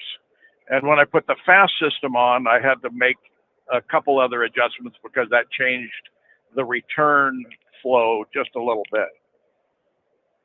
But it's fairly simple if you have those valves on the top of the tank to adjust that. Just takes a little time and patience. All right. Good stuff. That might do it for today. Calls have been really light today. One of the things I wanted to talk about, rates are actually still dropping. I thought we had reached the bottom a while back, and obviously we haven't. And it's crazy. We're having inflation. Inflation's probably going to get a whole lot worse right now with this strike, and yet rates keep going down. We are at pretty low numbers on the spot market, but I also saw yesterday the contract van freight is at $2.18 a mile. The reason that's an important number, Bruce, the rate is $2.18 a mile for the average mid to large size carrier right now. Their cost per mile average is $2.28. That math doesn't work.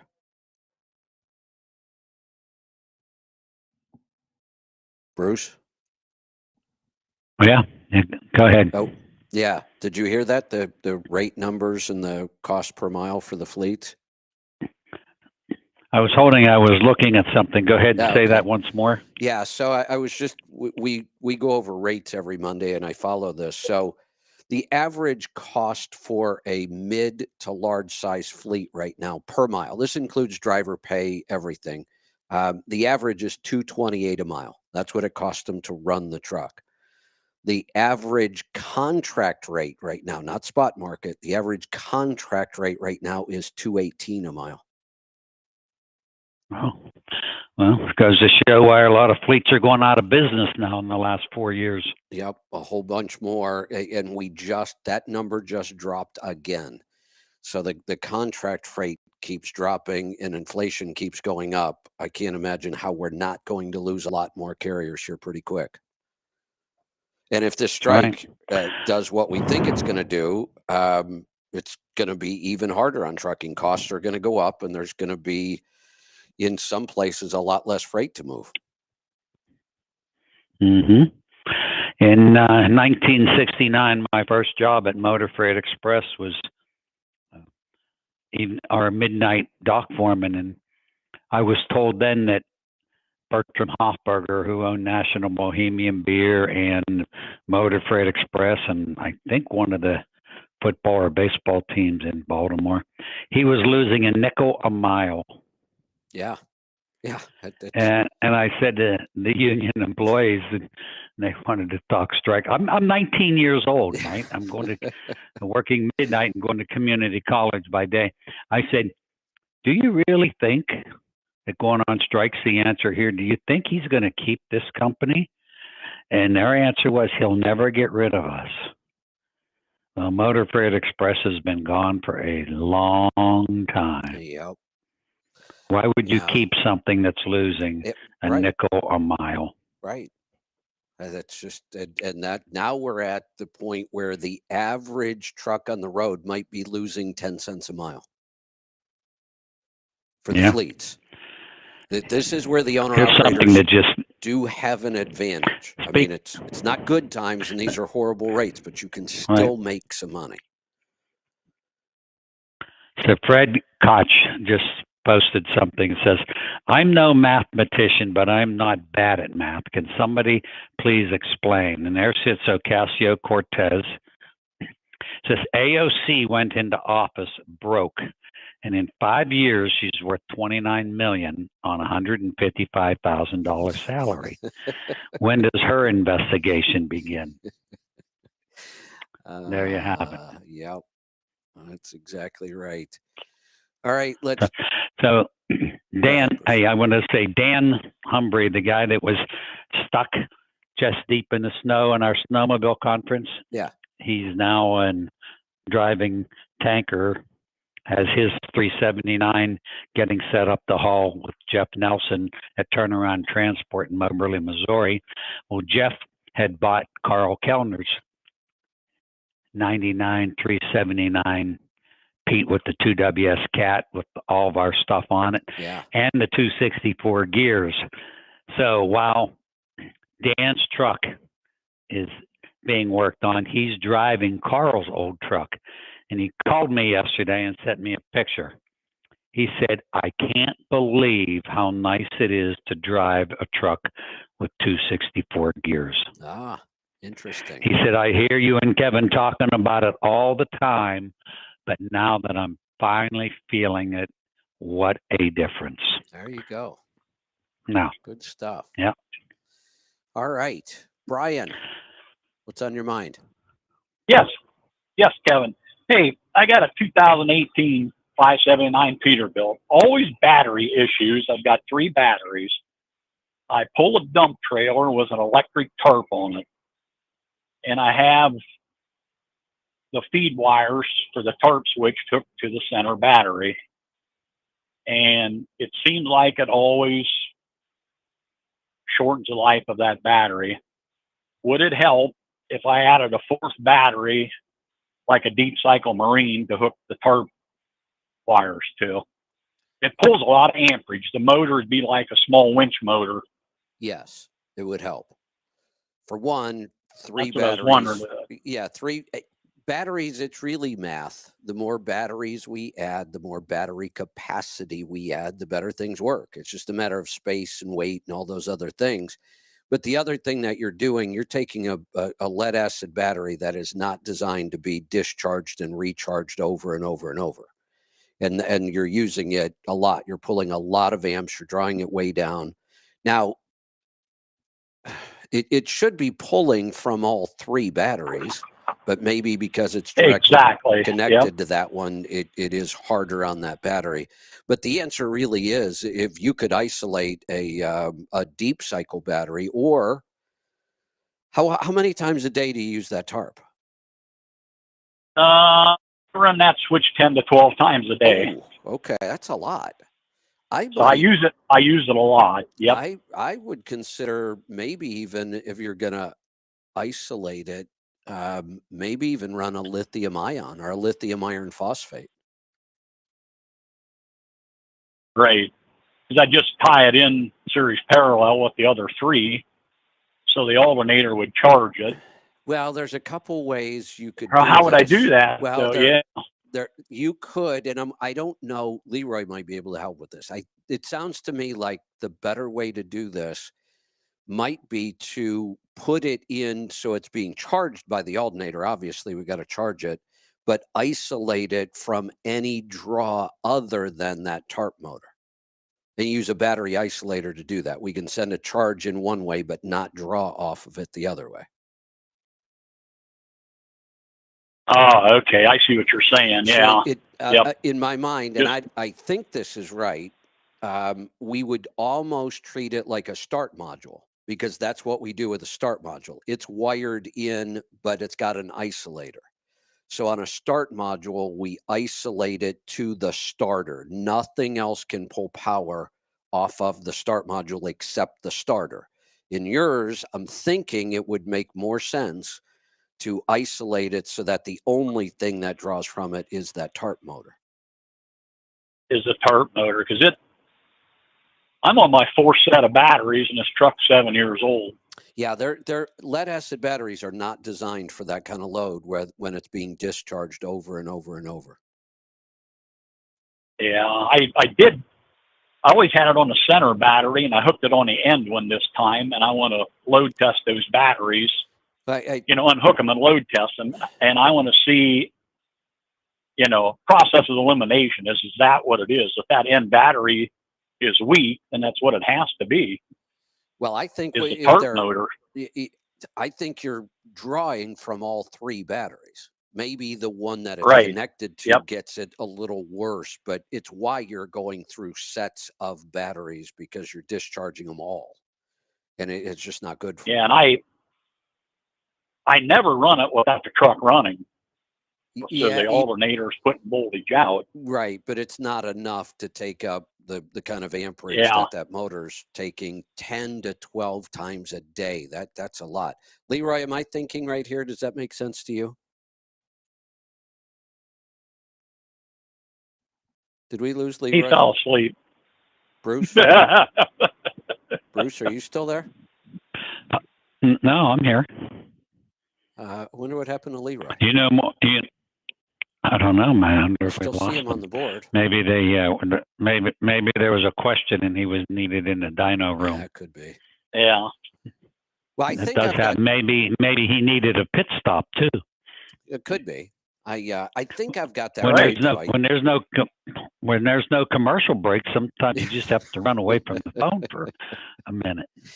I've never had to do that in all these shows. No breaks. You're 3 lucky. hours. Yeah, I've never had to do that. The other thing that has happened so rarely, I'm thinking like maybe only 2 or 3 times, and I'm coming up on how many years on the air now? A lot. If I go back to before I had my own show and I just did the guest spots, I'm like 25 years now on the air. I think while I've been on the air, I've only had to sneeze like 2 or 3 times. That's pretty good. I know. It must be that's good. psychological somehow. I don't know what that is. Not that I Yeah. sneeze a lot anyway, but you would think that it would have to happen more than that. So, Leroy, are you back yet? Yeah. Leroy there? All right. Leroy's not answering. Brian, I think I've got that right. If I don't, somebody's going to call and correct me. But that seems to me like Incorrectly, the best way to do this. Leroy sent him text message. He said he'll be back in a minute. Got it. They had to run to the dyno room. Got it. I'll run. I'll just listen, Kevin. That way you can Okay. get it to another call and see if he'll touch Perfect. on that. All right. We'll do that. All right. All right. Although we may be done. We don't have any other calls coming in. Bruce, anything you want to talk about? No, I mentioned everything that I had. Yeah. Hey, we are making plans for the snowmobile conference, so things are progressing well there.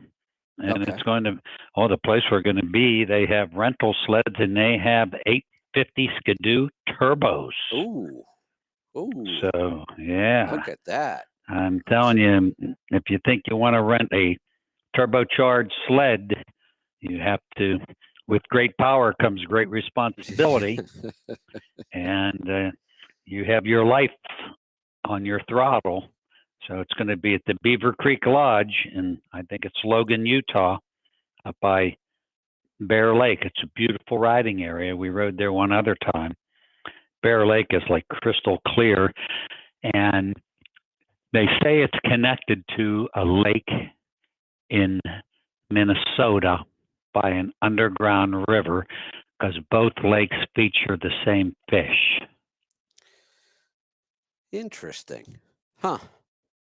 And I've talked to some people in Minnesota, and they have heard that story before. Yeah. All right. Well, I think we're going to wait for Leroy to come back. We've got another call coming in, so we'll take that. It's actually coming about the battery, so I'll take it right now. Harold, what you got? On the battery system there that he's talking about, I've had electric air conditioners since '07 in 3 different trucks.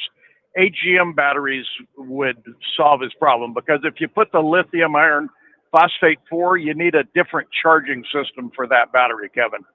Yeah, you're right. If you mix them, it it doesn't work. Nah, that's a good point. Alternator, you'd have to have a converter charger for that. Okay. Right, exactly. But the AGMs generally will last me about 4 to 5 years. That's a good number. And I've had extremely good luck with them. They're much more expensive, but changing them is a pain in the butt. Yeah, and they just seem to work much, much, much better. That's Odyssey a good point. makes a pretty good one.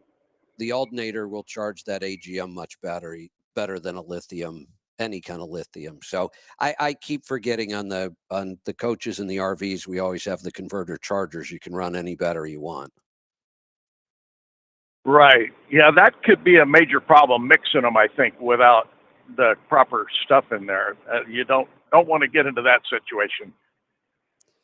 Although, I thought I was just going to say, even the Sprinter, because we have a lithium ion battery in that one big 100 amp hour battery on that one, but that's got a converter charger in it too.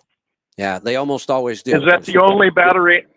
Is that the only battery you have in there? Well, it's the only house battery. So there's okay. There's a lead acid starter battery, and then one 100 amp hour lithium ion, but it's got a converter charger to charge it.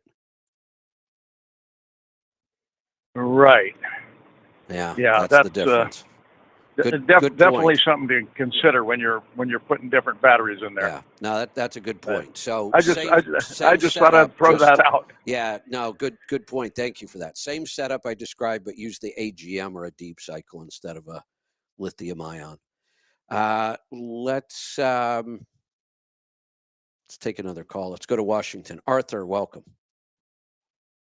Hi, guys. I got a couple of things. First, I just wanted to let Bruce know I was ordering the new product on the Pittsburgh Power website, and when you click on the Apple Pay, it doesn't work, at least on the mobile version.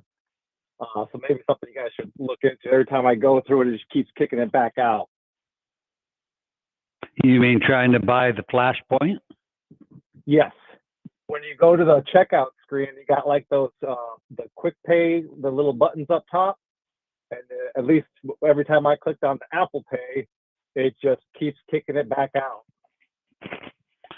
Well, let me see if I can get Jordan on the line here.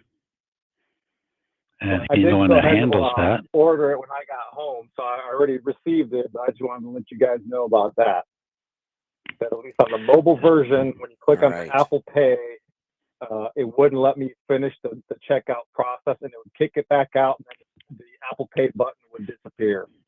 All right, we will. Sounds like my problem I had on Kevin's side. I tried to buy one of every soup he had last week, and I put in my name and made up well,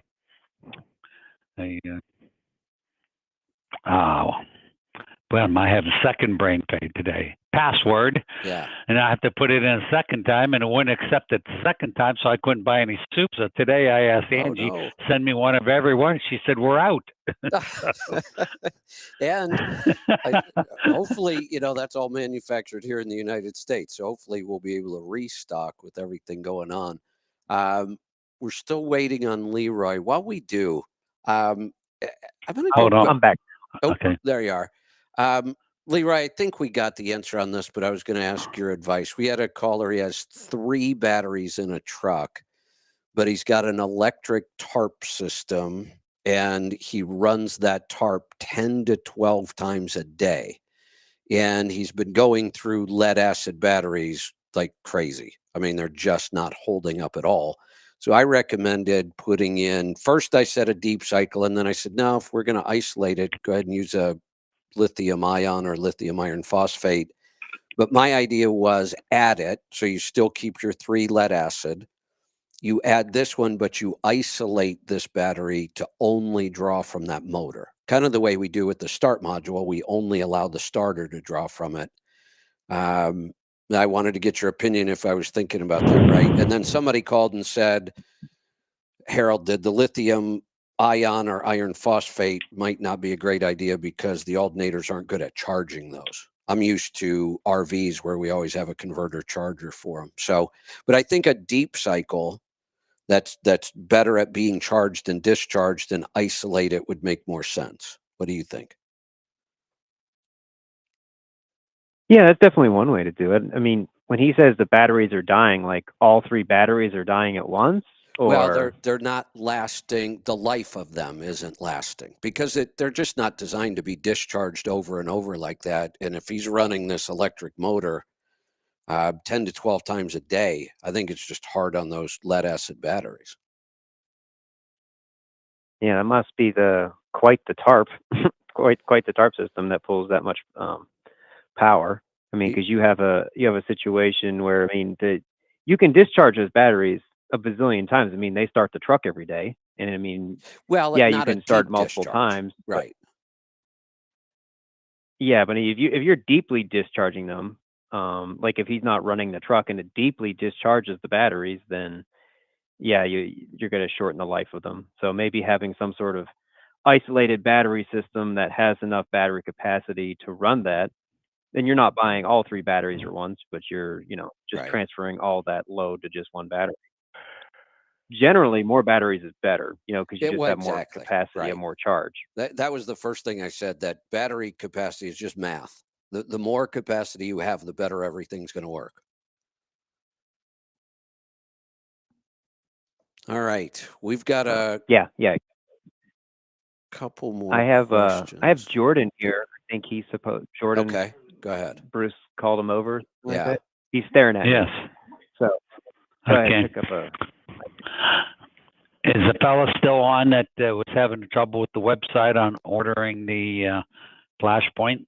No, I figured we'd cut him loose and just because we kind of know what the problem is. He wasn't able to order it with Apple Pay. The Apple Pay process just wouldn't finish. Any ideas, Jordan? The Apple Pay process wouldn't finish online. Yeah. No, when he's ordering on mobile, Apple Pay's not working. Yeah, and he specifically said it was mobile, and he was on the website, and he was trying to use Apple Pay, and it wouldn't finish the transaction. All right, that's something I might have to look at the back end of the website there. So, like every now and then we can have just random little problems that go Yeah. off, and you go back in 10 minutes and it'll sort itself out, maybe like a server issue or something like that. So I'll have a look on the back end and see if there's anything really going on. But usually Okay. 9 times out of 10 you can go back and it'll go through. It's Probably. just like a little glitch that happens now and then. Yeah. All right. So Jordan is the one that's doing all those little videos that you see popping up. Yeah. What do you call them, Jordan? YouTube shorts. YouTube shorts. Okay. Just yeah, they're just like little 60-second clips, just the stuff that's going on in the shop, products, ads, things like that. I'm just the guy in the background. So anything about the website, that's Jordan's deal. So got it. All right, we're gonna grab another call. It's about the battery. This is gonna be the last call of the day. I have a couple comments I'm gonna make, and then we're gonna wrap this up today. James, go ahead. Just for your math there, the company Victron, Victron, they have a calculator so you can figure out how big of a battery capacity you need. Oh, nice. And then they'll sell you these little DC to DC chargers if you wanted to actually separate out a bank and properly charge lithium. He'll find out if he needs a huge battery bank with 8 batteries, he doesn't have room, then he can do it with 2 lithiums and DC to DC charger or something like that. Got it. Excellent advice. I like that. I will go check that site out. They do all your solar stuff too, MPPT controllers, all nice. that good stuff. It's all professional equipment though. You gotta research. Okay. I like it. Thanks for that. 10 million lines. The DC chargers are Ryan. But there's a lot of product. You gotta do a little bit of proper research, use the calculator, and he'll be good. Got it. Perfect. Thanks for that. All right. That is the last call of the day. We got to wrap this up. I do have CMC today. Bruce, I've got one more comment about a couple things with the government right now. I find this really interesting. So are you aware of what happened with the astronauts on the International Space Station? No. Other than the ones that were stuck? Yeah. And Elon Musk went up for them? Yeah, so Boeing and NASA failed, and they were going to be stuck up there for a very long time. And they had to call Elon Musk and say, "Hey, can you send an Uber by to pick these people up?" So Elon Musk is going to solve that problem for them. Here's another one. Do you know that Kamala Harris was given $42 billion? She was in charge. This is another project she was in charge of, to bring internet to rural parts of the country. $42 billion. I think she was given that money like 2 years ago. Do you know how many homes have been connected so far for $42 billion? None. And you know where it's really having an impact right now is in North Carolina.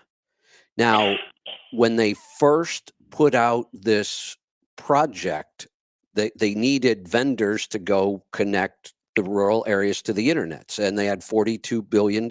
So they put out bids, and SpaceX, Starlink actually won one of the bids.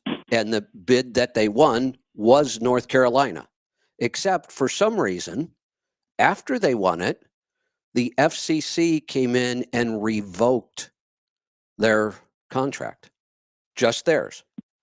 And Starlink has nothing to do with any of this project anymore because the government doesn't want them to have anything to do with it, except right now, Starlink has moved over 19,000 satellites and working Starlink kits into North Carolina, almost 20,000 in a couple days. Wow. So here we are again. The government totally screwed the pooch on this, and we're going to call Elon in to try to fix it after they canceled the contract that he should have had in the first place. So that was $42 billion. $42 Biden's billion. given $287 billion to the Ukraine. $287 billion that we don't have. Yeah. Have you seen the posts going on Facebook? No more money to foreign countries until we fix North Carolina. Yeah, that'd be nice. It's not going to happen, though. All right. You have to take care of your own country. Yes, you do. We have to take care of our own country and our infrastructure and everything else before we worry about other countries. I think this next month is about to get really interesting in a lot of ways. We'll see. A lot going on. I'm sure we'll be talking about it all. Thanks, as always, to the team at Pittsburgh Power. We'll do it again next week. If you have any questions, give them a call. See you back here tomorrow for Destination Health. Be safe, be profitable, be fit and healthy. Always do the hard work and master the journey.